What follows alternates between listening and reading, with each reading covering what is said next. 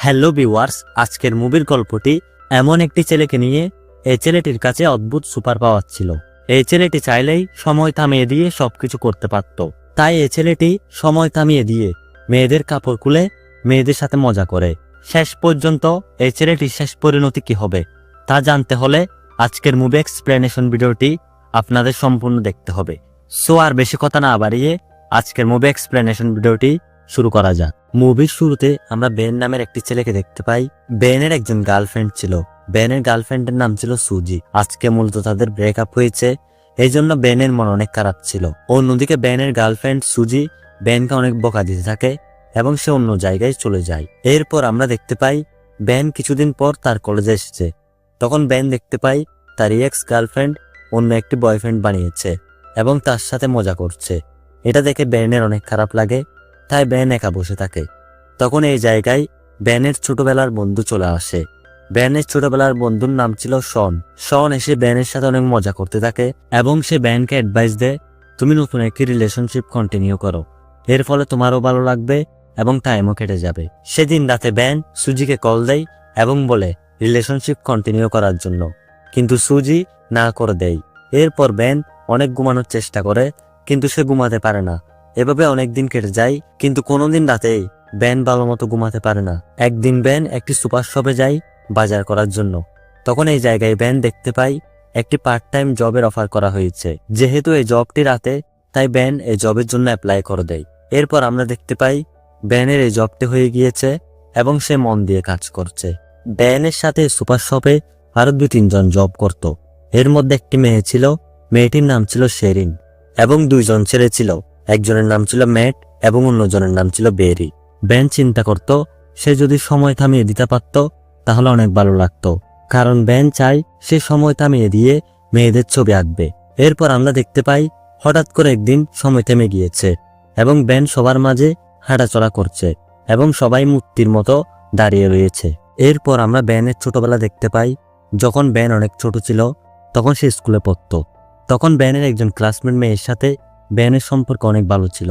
একদিন বেন আর মেয়েটি স্কুলের পিছনে দেখা করার কথা ছিল, কিন্তু তখন বেন মেয়েটির জন্য অনেকক্ষণ অপেক্ষা করে, কিন্তু এই মেয়েটা আসে না। তখন বেন জানতে পারে এই মেয়েটি স্কুল থেকে ট্রান্সফার হয়ে অন্য স্কুলে চলে গিয়েছে।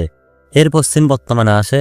এরপর এই জায়গায় সুপার শপের মালিক আসে এবং সে বেন আর মেয়েটকে বলে তারা একটি ফুটবল টুর্নামেন্ট নিয়েছে এবং এই জায়গায় বেন আর মেয়েটকে খেলতে হবে। আসলে অনেক আগে থেকেই এই সুপার শপের মালিক ফুটবল খেলতো, কিন্তু কিছু সমস্যার কারণে বর্তমানে খেলে না।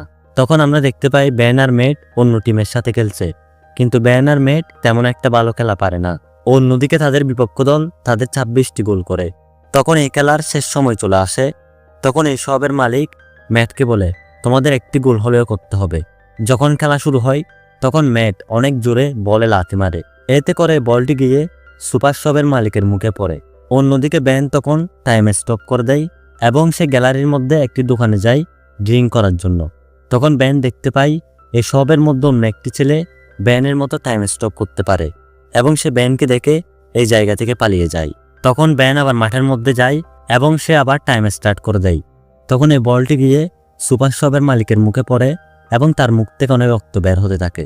এরপর দিন আমরা দেখতে পাই এই সুপার শপের মালিকের শনিবারে ছিল জন্মদিন, তাই সে সবাইকে জন্মদিনের একটি পার্টিতে ইনভাইট করে এবং এই পার্টিতে একটি সারপ্রাইজ হিসেবে একজন মডেলকে আনবে, তাই সে দায়িত্বটি বেনকে দেয়।